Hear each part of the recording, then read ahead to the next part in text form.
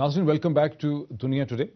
वक्फे से पहले इम्तियाज़ गुल ये एक्सप्लेन कर रहे थे कि अमेरिकन के लिए अब और भी ज़्यादा ज़रूरी हो गया है कि तालिबान के साथ डायलॉग का प्रोसेस जो है शुरू करें और उसमें इस डिस्टिंक्शन को ना रखें कि मुल्ला उमर के साथ हम डायलॉग नहीं कर सकते जैसा कि अमेरिकन कहते हैं। इम्तियाज़, लेकिन इसमें एक प्रॉब्लम यह है कि अमेरिकन के लिए बहुत बड़ा प्रॉब्लम है अगर अमेरिकन पर्सपेक्टिव से देखें कि मुल्ला उमर वो रोग किंग, वो रोग एलिमेंट है जिसे उन्होंने 2001 के दिसंबर में अफगानिस्तान से डिस्प्लेस किया था। उसी के साथ दोबारा नेगोशिएशन करना, उसी के साथ टर्म्स एंड कंडीशन नेगोशिएट करना अमेरिकन के लिए इतनी बड़ी हाइपर पावर के लिए बड़ा मुश्किल है। नहीं जी, अमेरिकन बहुत प्रैग्मेटिक है। जब उनको ज़रूरत पड़ेगी वो मुल्ला उमर के साथ भी बात करेंगे, हो सकता है ज़वाहिरी के साथ भी बात कर लें और अयमन ज़वाहिरी के साथ कभी भी नहीं करेंगे। इम्तियाज़ क्या बात करें, अल-कायदा की लीडरशिप के साथ बात करेंगे अमेरिकन। जी बिल्कुल, जब ज़रूरत उनको होगी वो ज़रूर उसके साथ डायलॉग करेंगे। तो अमेरिकन का मेरा ट्रैक का रिकॉर्ड रहा है और ख़ास तौर पे इसको प्रेशर आया है। इसी वजह से आपने सुना होगा कि हमारे यहाँ ऐसा है कि सरबराह को सऊदी अरब भेजा गया है। कोशिश की जा रही है कि सऊदी अरब के जरिए उसकी ये सिग्निफिकेंस है, उसका ये बैकग्राउंड है। जी बिल्कुल, अफगानिस्तान का जी उसमें कोशिश ये हो रही है कि जो भी रिकनसाइलेबल एलिमेंट्स हैं, चाहे हिकमतयार हैं चाहे मुल्ला उमर हैं, वो लोग जो कि अब हथियार फेंक के या किसी हद तक अगर अमेरिकन हट जाते हैं और मेन स्ट्रीम में आना चाहते हैं, उनके साथ बातचीत का सिलसिला शुरू किया है। तो मेरा ख्याल है कि एक बार फिर सऊदी अरब अपना एक अमली किरदार इसमें अदा करना शुरू करेगा। इसे कहते हैं जलसा। मुझे डायलॉग तो डॉक्टर साहब हो रहा है, शुरू से हो रहा है। कारजाई भी कर रहा है, कारजाई ने उनकी ड्यूटी लगाई थी। डायलॉग हो रहा है, ये कोशिश हो रही है डायलॉग? नहीं, डायलॉग हो रहा है, बिल्कुल चैनल्स खुले हुए हैं, बातचीत हो रही है। बड़े अरसे से अंग्रेजों ने किया हेलमंद के अंदर डायलॉग बड़ा अच्छा।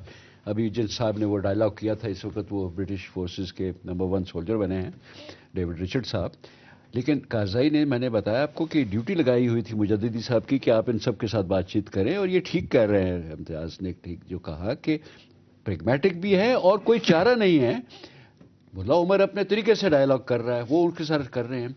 तो जहां तक उसका ताल्लुक है उसके मतलब तो कोई मसला नहीं। इस डायलॉग का नतीजे में इसका विजन क्या है? इस डायलॉग का विजन क्या है? इसका विजन ये है, इसका मतलब ये है कि मालूम है, आखिर में मैंने प्रोग्राम के शुरू में अर्ज किया था कि अफगानिस्तान का जो आखिरी सोल्यूशन जब भी बनेगा जिसमें स्टेबिलिटी आएगी, वो होगा जिसमें सारे फैक्शन ऑन बोर्ड होगा किसी ना किसी तरीके से। ये अफगानिस्तान की ट्राइबल सोसाइटी की ये हिस्ट्री भी है अफगानिस्तान की।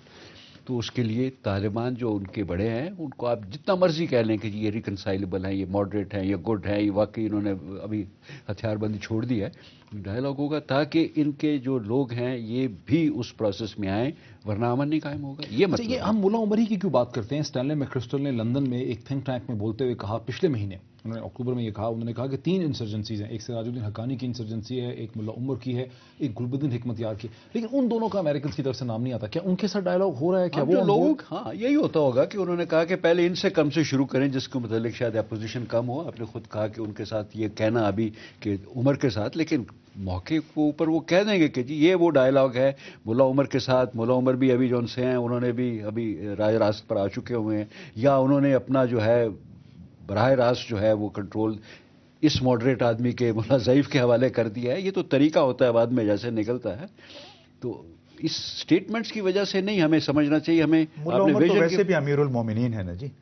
और ये दोनों चाहे हक्कानी हैं, जलालुद्दीन या सिराजुद्दीन हक्कानी या हिकमतयार साहब, वो भी उनको मुल्ला उमर ही को अमीरुल मोमिनीन मानते हैं। तो जाहिर है आप पहले सेकंड थर्ड टियर क़यादत के साथ बातचीत शुरू करते हैं ताकि कोई स्पेस पैदा हो, फिर आप आला तरीन क़यादत के साथ बातचीत करें। और मेरा ख्याल है कि अगर गुलबद्दीन हिकमतयार और हक्कानी क्लैन, चूँकि इनका पख्तिका का जो यानी ईस्टर्न अफगानिस्तान, उनमें बहुत ज़्यादा असर है, इन लोगों का फॉलोइंग काफ़ी है। ज़दरान कबीला पूरा जलालुद्दीन हक्कानी का है।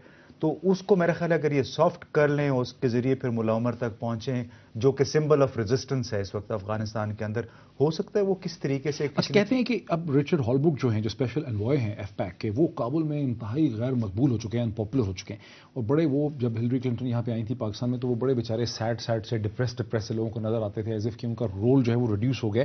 तो अब इनका क्या फ्यूचर है हॉलब्रुक का? देखिए जी, उसको हमें उनका ज़्यादा फ्यूचर उस पर तवज्जो नहीं देनी चाहिए। हमें तो ये सोचना चाहिए कि पाकिस्तान और अफगानिस्तान के लिए वो क्या करके गए हैं। मेरा ख्याल है पाकिस्तान के साथ बहुत ज्यादती करके गया, जो उसने ब्रैकेट कर दिया पाकिस्तान को अफगानिस्तान के साथ। उसने थोड़ा किया, वो तो प्रेसिडेंट ओबामा ने क्रिएट किया। ये सारी पॉलिसी हॉलब्रुक के तहत आई थी। जब एफपैक 27 मार्च को जब ऐलान हुआ था एफपैक का, तो हॉलब्रुक की बनाई हुई पॉलिसी थी और उसका ये ख्याल था कि हम दोनों को मिला देंगे, پاکستان کو بھی وار تھیٹر میں تبدیل کر دیں گے، پریشر آئے گا. آپ نے جان کیری کی شاید بات سنی ہو. ہمیں فکر اس بات کی ہونی چاہیے کہ اب بھی انہوں نے بلومبرگ کے ساتھ ایک پروگرام میں یہ بات کہی کہ ہمارا کنسرن افغانستان نہیں ہے، کہ ہماری توجہ پاکستان پہ ہونی چاہیے. پاکستان کو ہم فکس کریں گے، اسٹیبلائز کریں گے تو افغانستان خود بخود ٹھیک ہو جائے گا. جل صاحب ایک سوال میں آپ سے پوچھنا چاہتا ہوں کہ ہم ساؤتھ وزیرستان میں سوات کے بعد ساؤتھ وزیرستان ایجنسی میں آپریشن کر رہے ہیں. آفیشلی ہم کہتے ہیں 30,000 ٹروپس ہیں. ڈاکٹر ملیحہ لودھی نے کہا کہ 60,000 ٹروپس ہیں، 45 ایکٹیو ہیں، 15 جو ہیں وہ ریزروسٹ ہیں. میرے ذہن میں سوال یہ پیدا ہوتا ہے کہ ہم آہستہ آہستہ اپنے ویسٹرن بارڈر کے اوپر ٹروپ کانسنٹریشن جو ہے وہ بڑھاتے چلے جا رہے ہیں. ٹھیک ہے، ہمیں اس ایریا کو ہولڈ بھی کرنا ہے. آر یو ورڈ کہ ہم ایک ان اینٹیسپیٹڈ قسم کی یعنی ایک ایسی سچویشن میں موو کر رہے ہیں جس کی امپلیکیشنز یا کانسیکوینسز ہمیں نہیں پتا، اور یہ جو ایسٹ سے ویسٹ ہماری ٹروپس موومنٹ ہو رہی؟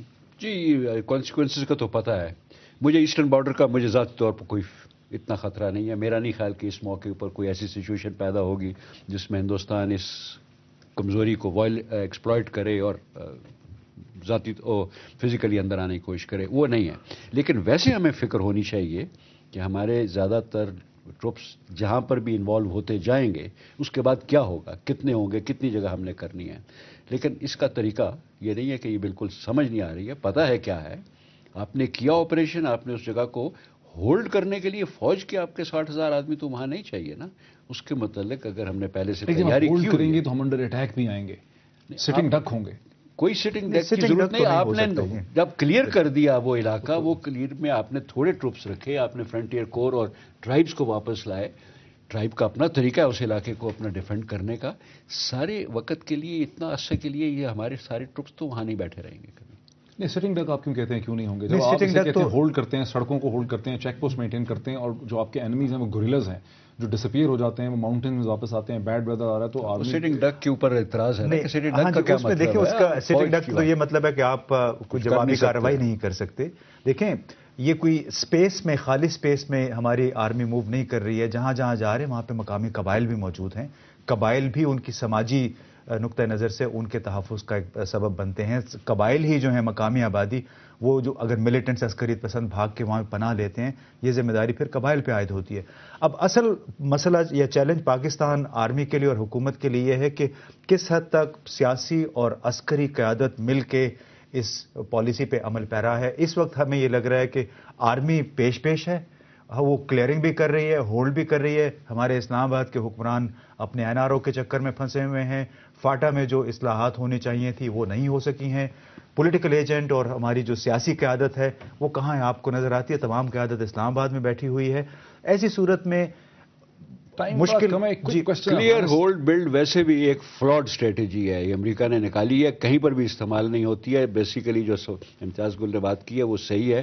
آپ نے کام کر لیا اور اس کے بعد جو کہ زیادہ بڑا کام ہے، زیادہ مشکل کام ہے کہ سیاست کس طریقے سے وہاں پر اس علاقے کو مینیج کرتی ہے، وہاں پر کمی ہو رہی ہے. ایکچولی ایک امتیاز کو آپ نے چونکہ کہا تھا، آپ نے ایگری نہیں کیا تھا جان صاحب سے، کہ ہم جو امید لگا کے بیٹھے تھے کہ امریکی شاید بہت جلدی یہاں سے ایک ایگزٹ اسٹریٹجی جو ہے اوباما صاحب کی اسٹیٹمنٹ. جلدی میں نے نہیں تھا کہا، آپ نے نہیں کہا، لیکن اوباما نے اسٹیٹمنٹ جب دی اس سال کے شروع میں تو انہوں نے جب کہا ایگزٹ اسٹریٹجی تو وہ اصولاً ٹھیک ہے. ہماری ملٹری اسٹیبلشمنٹ تو یہ آس لگا کے بیٹھی تھی نا کہ اب یہاں سے کوئی آس ایسی نہیں ہے.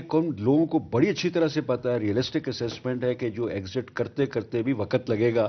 خاص طور پر ابھی یہ چونکہ ایک بڑا سیٹ بیک ہو گیا، ڈیسیژن ہوگا، کتنی دیر لگے گی، افغانس کو آپ نے کتنی دیر میں تیار کرنا ہے. یہ یہاں کے جو لوگ سمجھتے ہیں افغانستان کو وہ یہ نہیں ہے، ان کو خطرہ اور چیز کا ہے. خطرہ ہمارے لوگوں کو یہ ہے کہ چونکہ دیر لگے گی تو اس وقت جو افغانستان کی وجہ سے ہمارے اثرات ہیں، کچھ ایسی چیزیں ہیں جو افغانستان کی وجہ سے ہیں، وہ اس وقت تک جاری رہیں گی. یہ خطرہ ہو سکتا ہے. 2012 سے پہلے آپ دیکھ رہے ہیں امریکنز کو نکلتے ہوئے. ڈیڈ لائن تو میں خیر ویسے بھی نہیں کبھی دیتا، بہت مشکل ہے کوئی ڈیڈ لائن دینا، لیکن ٹریننگ اور ڈیڈ لائن نہیں دینی. کبھی بھی ڈیڈ لائن کسی وقت، جس آدمی نے بھی ڈیڈ لائن آج تک مشن اکمپلش جب بش نے کہا تھا تو اس کو پتا ہے کیا اثر ہوتا ہے. جو بڑا جو مسئلہ اس وقت ہمارے پاس ہے یہ نہیں ہے کہ کتنی دیر لگ رہی ہے، اثر کیا ہے. اور دوسری بات یہ ہے کہ امریکہ کو وہاں سے نکلنے کے بعد یہاں پر کیا رول ہوگا، کیا ہوگا. بہت زیادہ پاکستان میں فزیکل انگریس بڑھ رہی ہے نا.